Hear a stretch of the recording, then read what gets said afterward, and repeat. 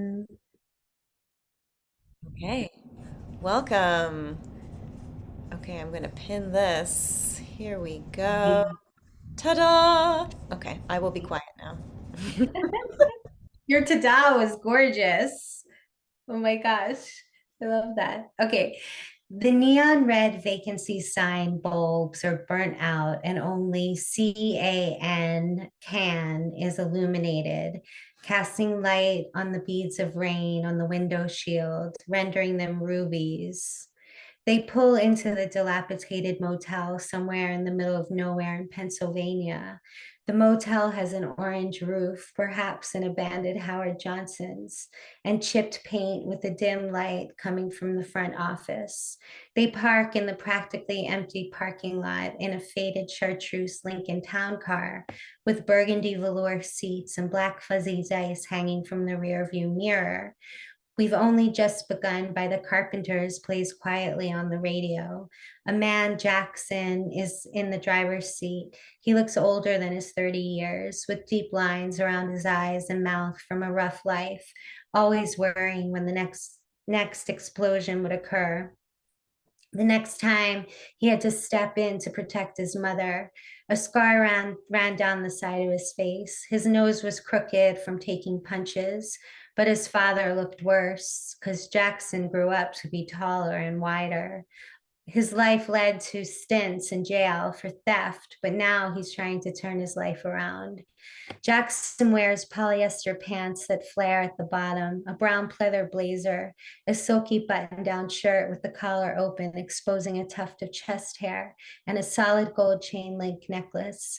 A woman, Alice, who is skin and bones from amphetamines, manages to look beautiful, like a young Elizabeth Taylor, and she looks younger than her 25 years, something she attributes to her dedication to Noxzema, which her grandmother, the only person who ever loved her, taught her to lather on her face every night.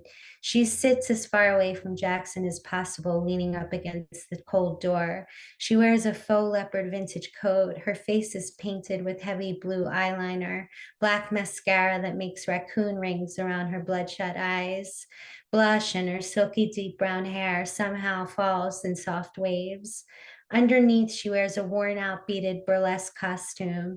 She's smoking a long, skinny cigarette, her red lipstick staining the filter end, the ash threatening to fall. She's sobbing in between her deep drags. Jackson lights a lucky strike and turns to her in frustration. Everything's going to be fine. Try to relax. He pulls a fifth of the cheapest whiskey the store had and commands her to take a swig. Reluctantly, Alice follows his demand, coughing as it slides down her throat, soothing her sore throat after yelling at Jackson on the long ride from the club to the motel. The potent liquid calms her. Better? Jackson asks, genuinely concerned. She softens. Better. He leans in and kisses her. Every time Alice is kissed in a car, she thinks about the story her mother once told her. Before Alice was born, Alice's baby cousin was taken to the hospital, and Alice's parents rushed over to comfort her mother's sister and their brother in law, to whom they were very close. Her baby cousin, unfortunately, was pronounced dead. On the drive home from the hospital, Alice's parents, distraught, pulled over on the side of a barren road and comforted each other by making love. That was the night Alice was conceived. Her mother knew because she didn't have her diaphragm. It's always fascinated Alice, one soul passing to another. She felt like it made her special. It kept her from being lonely and less lonely. She always had a best friend, and it was how she survived her childhood. The news interrupts. The easy listening station playing an update on the mafia hitman Mad Dog Sullivan, who just hour ago escaped the Attica Correctional Facility. Seriously, Jackson, what the fuck are we going to do? I told you it was a bad idea. Attica's supposed to be impossible to escape from. How could I have foreseen this? Jackson said with regret. You know, Mad Dog, he's capable of anything. The rain has turned into icy snow. It hits the window of their motel room like playing along to the soft jazz coming from low on the radio. Alice sits on the edge of the bed, anxiously wringing her hands. Jackson paces the room. She finally speaks. Now you're absolutely positive Jimmy the Brick didn't see anything. Jackson continues to pace. Jackson, I told you he didn't, Jackson barks back. Because if he saw, Alice's voice trembles. You know, you're like those swans in Central Park, Alice. Jackson stomps out his cigarette with unneeded force. It's still smoking in the amber color ashtray with Motel Paradise written across it. Alice sighs, rises from the edge of the bed, and extinguishes the cigarette like a swan. Yeah, because swans are beautiful until they're not. They sit there looking all calm and pretty, but they're unpredictable. Alice says, you know, they only attack when their mate is threatened. Jackson looks at her funny. How do you know that? Alice says, I know a lot of things. Jackson nods his head. That's the truth. Alice tries to cozy up to him. She's hard to resist. He half embraces her. He gently puts space between them. They're quiet, gazing into eyes of each other. And then Alice breaks the silence. You remind me of an octopus. And why is that? Because they have 9 brains and 3 hearts. So what are you saying? I'm saying you're brilliant and have a lot of love to give. As he lets Alice move in close to him, he leans in to kiss her. She pulls away and starts squawking and acting like an agitated swan. Jackson tries to capture her, but she evades him. Tilly is finally able to grasp her gently around the waist and topple her onto the bed, laughing till they're out of breath. They lay there side by side. He takes her hand in his. I promise you, Alice, everything's going to be fine. I believe you. Nice. Oh, that is a very interesting story. I want to know what happens next. Me too. I don't know. Do you feel like that's something like that you want to keep as a short story? Or do you have ideas of it growing into something bigger? I mean, because like, so I don't write fiction. I'm like thinking about writing something long and big. I feel like I don't know if I could come up with that, but it's also very cinematic. So I was like, it could be a treatment for maybe for a movie. Hmm. But right now, my goal is just to write something like a short story. But I don't think that this works. I don't know. This doesn't work on its own, I think, because it leaves too much curiosity still, right? I don't know. Or is that, I mean, my personal opinion about short stories is that they're just like a moment in time, you know? It like there's a bigger story that happened before it and after it, like anything, right? And it's just one moment. But I'm not I'm not the authority on story on short stories. I just in my experience, I guess reading them, they could be as short or abstract or as in depth as and longer, I guess, as the author wants them to be. But maybe Chris, you have an opinion on such things. I don't have, I know, I remember reading when I was younger, J.D. Salinger's opinion on how long he thought a short story should be. And it was something like, um, it was something that was like 10 times longer than I thought a short story should be. You know, if you've read his 9 stories, they're pretty long. And I think he said like 40 pages or something is like the perfect short story length. And I was like, wow, that, I, that seems so long for a short story to me. You know, it just seemed, but it's funny. That's the first short story that you've written, Erica, because I remember the first short story I ever wrote was something like 4 paragraphs long. Like and then I wrote like 2 or 3 stories that were just like a page. And I thought, would I ever be able to write a story longer than a page? Like it seemed like I could never, like length doesn't really matter. Like who cares how long it is? And that's why I think the JD Salinger thing stayed with me because it was like, why does he care? Like it's got to be 40 pages. Like it seems Mhm. so strange. It seems like such an arbitrary. number. It's a weird way to measure a story, you know. But Mhm. but anyway, yeah, it's like, where do you start the story? Where do you end the story? You know? And then now I find myself sometimes I'm like, okay, I can't keep like, if I keep writing this, now I'm like developing characters, and now I'm like, what am I gonna make a novel here? Or what am I gonna do with this thing? You know what I mean? Like, it just because I don't know about you, but I get really invested in the characters, and then I'm like, what am I gonna do with this thing? You know? Like you just said, I don't know what happens. I'd like to find out. I think that's how novels get born, because the author's like, what's going to happen with this character, you know? And if you're interested enough to keep going. Yeah, yeah. Yeah. I Yeah. mean, it's an intriguing place where you've left it. You leave us wanting more, which is because I feel like I don't know. I honestly I haven't I there was a period of time when I was only reading short stories, and I was really into just reading short stories, and I feel like they often, I mean, they leave you wanting more, and that's, for me, that's the way to identify a good story. Um, Yeah. if you're bored of it, then Yeah, I think I should keep going with it because I still am enjoying being in the brains of the two characters, like you were saying, like being in the world of the characters and the world that I created, and just kind of see like where the next scenes lead, or or do I want it to stay fully set in the motel and like the whole story. I don't know. I still have a lot of like, oh, this could happen or that could happen, but I'm still sussing out the crime. Like, what are they on the lam from? yes. And that's a big important part. Yeah, if you're gonna keep going, yes. Yeah, definitely. Well, I have a question about it. Um, so at one point, are they in the car initially?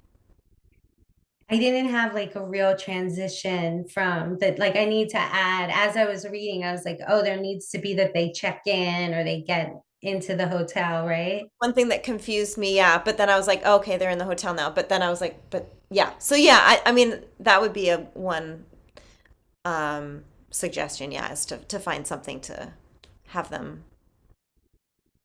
Yeah. Yeah, I wrote them in two separate um sessions. Like, so I like pasted it together. And then as I was reading, I was like, oh yeah, how'd they get in the room? You have to like get them into the room. That's a good question. Good. Okay. How long ago did you write this? It's really new. I guess the first, maybe like a month ago, I had the first spark, Cool. and then I worked on it like a couple more times in like those types is where you write for like 25 minutes and then share kind of things. Hmm. Hmm. So you're like in a room, like in a Zoom room or whatever kind of a thing, and wow, and then that's intense. Yeah. It's fun. That's cool. Yes. So we'll see. I think that I want to create for now. I guess my goal is I used to go to this reading series before the pandemic and it's back on. So I'm gonna go tomorrow and reconnect with the host and my friend. He's my friend. And so maybe to read the following month. And I think I get up to like 10 minutes. And Okay. that took like 7. Okay. And so fill in like what you were saying where that gap is, and then maybe just get a piece that's cohesive enough where it can feel like a short story, maybe close enough, because like that it's an excerpt of a larger piece. Hmm. Hmm. But Yeah. maybe it'll challenge me to figure out what the crime is before the deadline, because I don't want to leave the audience hanging that day. I Do don't you know. have a hunch? Do you have a hunch what it was? Do you have any? Do you have a, like? Did your brain kind of keep going back to the same thing, or? I feel like I feel like Alice witnessed something that she wasn't supposed to see, Hmm. but I don't know what she saw. Or that like the big wig wants to be with Alice and maybe she had been with him and then cheated on him with Jackson, and now is after him. But like it's very hard not to come up with something cliche in this type of thing too. Like that's the other thing. I was like, I want to come up with something out of the box, you know, but I don't know. Yeah. Any ideas? I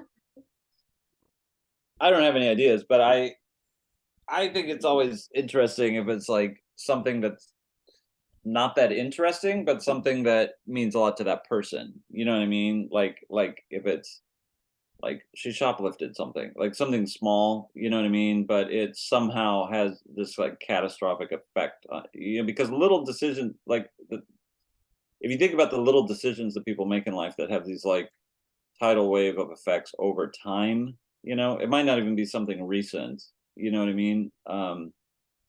It's just interesting. It's always interesting to me when I read something really intense, but it's not like, oh yeah, I just killed a man. You know what I mean? It's not like that, but it's like, oh, something, you know, I made a decision 3 years ago. You know, in the story you see this, you know, I made a decision like years ago. And then like somehow that's affected all these different aspects of my life, you know. I Mhm. don't know. I just think it's interesting when it's weird to say that, but it's interesting when it's not that interesting. But the effects of it are interesting, you know. Mhm. I like that. Yeah. I mean, the fact that the whomever, I can't remember what his name is, the uh the inmate that broke out, right? Like that's the person that they're on the run from, right? They're trying to get protect themselves from this guy. Right. Had to have happened years ago, right? Or like some number of months ago, I guess. It had to have happened. Well, it's all complicated. I don't know if I'm going to keep that example because he had been in jail for a long time. But then I thought, like, well, whatever they thought they were going to get away with was because he was incarcerated and then he snuck out. But he had been in jail for a while before. Yeah, yeah. So this actually, I feel like this is all meant to be that it could be something that happened all those years earlier and led to like a chain of more serious events. Did you ever see the movie Ronin from the '90s with Robert De Niro? Did either of you ever see that? It's a crime movie way back from like 1990 or '92 or something like that. But this whole movie, there's this case. They're chasing this guy for this case, and then all these things happen in the movie. At the end, you don't even know what, like you never find out what was in the case. You don't know what, like, but that's not what the movie's on the surface. It's about recovering this case from this guy that people are trying to get. He's carrying this like it's you see it. It's this little silver briefcase. You see it a bunch, but that's not what the movie's not about what the case is. You know what I mean? The movie is everything that happens while they're doing that. So that I think that's what I'm kind of trying to say earlier too. Is like it almost doesn't matter. It's like what happens as a result. You know what I mean? And it's like no one knows what's in the case. Like at the end of the movie, you don't know, but you kind of don't care anymore because all this other stuff happens. You know? Yeah, yeah. Yeah, there's going to be a lot of ways to decide to go on this one. Yeah. Yeah. Cool. Well, thanks for sharing the nascent life of this story. It's Thank exciting. you. Yeah. Chris, did you come up with something that you wanted to share Yeah. today? I read this one a while back, but I'm gonna read it again because this one is one too. I'm trying to figure out what I'm gonna do with this one, and I haven't honestly. I have not been doing a lot of writing lately, but I'm gonna I'll read this one, and it's not very long. You can tell me what you think here. I don't really know what it's called yet. It's right now. It's called Time Marches On, but we'll see what it's called later. Oscar Oscar scowled across the table at me. Dark eyes, dark looks, thatched locks of youthful dark hair under that too small cap, that knit hat that would look ridiculously out of place on the same head in a year or two, scowled at me with his simmering dark eyes full of defiance, but not full of hate. Too young to truly hate because of never really loving, but never too young to defy. I met his stare, not sure what my face was expressing, not sure of my eyes, doing my best to exude a kind of dignity and amicability, a kind of tolerance that probably just came across as a worn out defiance, or maybe came across as anger, or maybe just a weak old man that looked like a person Oscar could hone his hate upon if only we could convince ourselves to hate worthless things. Sometimes time forgets to pass, forgets to move on. Sometimes time lays down and closes its eyes and plays dead, plays possum, until we stupidly prod it with a stick and it wakes up and steps back into line and marches on, dragging its prisoners, its plunder of the living, its cages of souls helplessly along in its wake.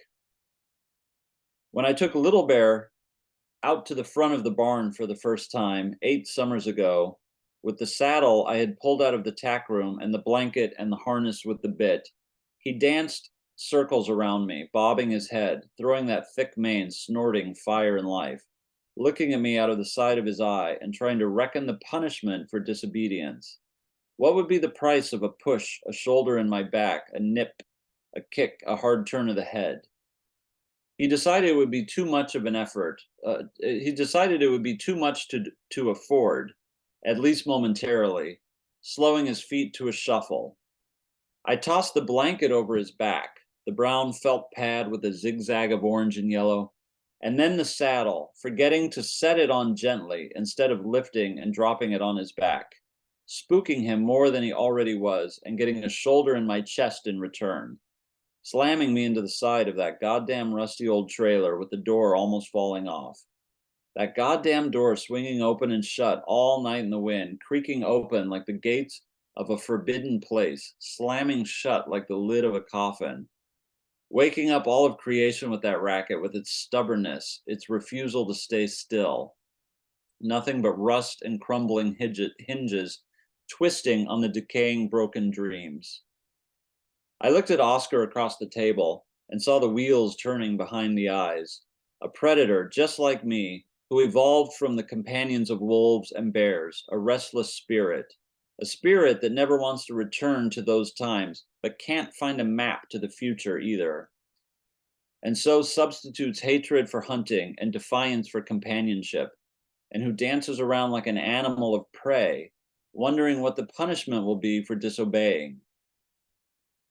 I finally got the saddle on Little Bear and the harness and the reins in place, and then hopped into that saddle from the mounting block.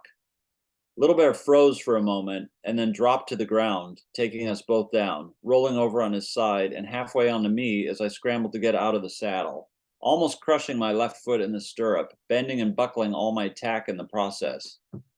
Little Bear lay frozen, eyes rolling as I pulled myself out from underneath him. He lay still until I stood and got a hold of the reins, and he leapt to his feet, staring into my eyes. Motionless, only until I swung back into the saddle, determined to show him who the boss was.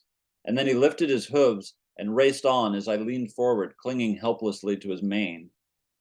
Now, looking at Oscar, all I could think to say was, "Don't waste your time." Are you worried I'll waste your time?" he asked. "You got better things to do?" And anyway, he said, "I can do what I want with my time. It's my life, not yours."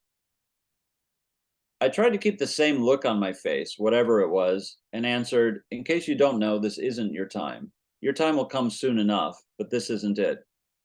Oscar laughed scornfully and pushed his chair back with a scrape and a shake of his head, leaving the door open as he stalked out of the room, still shaking his head and muttering, leaving his hall pass on the table, a suddenly useless document, leaving the door open, shuffled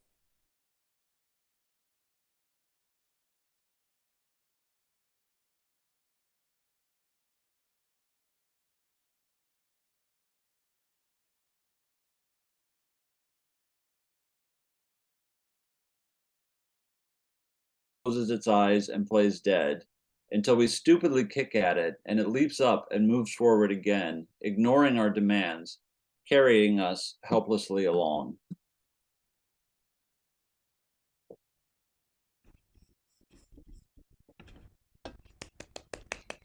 Nice. Unfortunately, my connection got funky, so it cut slightly, um, which of course is being recorded, but so sorry.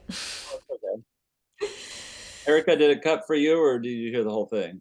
I heard it and I Okay. wrote down some stuff that stood out to me. Okay. Um, your use of language is so cool. I love the repetition of bringing back, but I'll start at the top, like thatched locks. That was so specific and great. And a too small knit cap and the hate of worthless things that really popped out. And time closed eyes plays dead. You never heard it just time described like that. It's really like the personification. That is really strong. Like a lid of a coffin. It says it all. Decaying, broken dreams, and then can't find a map to the future. And that this, like the interesting theme of defiance and disobedience, it's all woven through it, and useless document. And then, like I said, the repetition back of time forgets to pass. Hmm. So good, so good. I was trying to remember when I was reading this just before we started tonight. I was like, why did I write this? And then I started remembering as I was reading it just now, I was thinking, oh, that's right. Because I used to have horses and I used to really be, and I haven't thought about this for a long time, but I used to be really fascinated with the idea of horses as horses are prey animals. I think I've mentioned this here in this group before, but it's so interesting, this relationship that you have with a horse if you've been on a horse or ever owned a horse or known someone that did, because you have to build a different type of relationship with a horse than you do with something like a dog or a cat, which are predators like we are, but horses are prey animals, and the level of trust that this animal has to have with you is also an animal that could easily kill you. Like I mean, my horse was not that. I had two. One that was pretty. This one was not that big, but he could have killed me in an instant. So you both have to have this trust. And it's funny because we're the predator, they're the prey, but like, yeah, I'm like, this thing could freaking kill me any second. So it's just this idea. I think when I was trying to figure out these ideas when I was writing this. I was trying to think about that. And then you said you work with kids. I was a speech therapist for like 20 years. So I, always had kids in my office, and just great kids so many times, but sometimes you get these kids in there and they're just staring at you and they just want to, like, they hate you, they're just like, they hate that they're in there and they don't want to be there, and it's just, so I'm trying to like get some of that. So anyway, all these ideas that I was trying to, and I don't know, I don't think I parsed them out very well, but it's hard. You can't really, it's not a research paper, it's a piece of literature, so it's like, I think it's in the subtext, this kind of bond that's going on. And I think, well, horses also are really emotional animals. that's a good point. Yeah. And so I know a little bit about horses, so I don't know if I was imposing a knowledge I already have, Interesting. and I know, but I feel like it was in there still, but that there's all they help treat children with autism Yeah. with horse therapy Yeah. and veterans. And so I was really engaged from the start in this kind of like battle of wills that's going on and who's going to break who. And yeah, Yeah. Interesting. Yeah. I like that. Yeah, they're emotional animals. That's very true. I have put that. I have a lot of, not a lot. I have a fair amount of my writing is about when I had these horses, because especially this one that just, this little bear horse that really was very special to me. But we had a very difficult relationship for a long time. But it, but a meaningful one too, because of that. I had a deeper relationship with him than my other horses, who weren't as belligerent, but he was a much more interesting horse, and he did try to kill me a couple times, but it was, you know, but he didn't. And it's funny what happens in that kind of relationship. Was he actually trying to kill you, or do you think, or was it that he just He was did. very reactive, and I think he was afraid, and he was doing things that he was trying to protect himself. I don't think he was aggressive. I think there are horses out there that will try and kill you, but he wasn't. He wasn't. He didn't have a plan for my demise or something. He was reacting out of fear. You know. Yeah, yeah, yeah, yeah. What did he say? What did Joe say? He said No premeditative. premeditation. No, Yeah, he wasn't out in the barn all night drawing little diagrams with like the heavy bag when I open the door that's gonna like crush my the rope breaks and then yeah. none of that.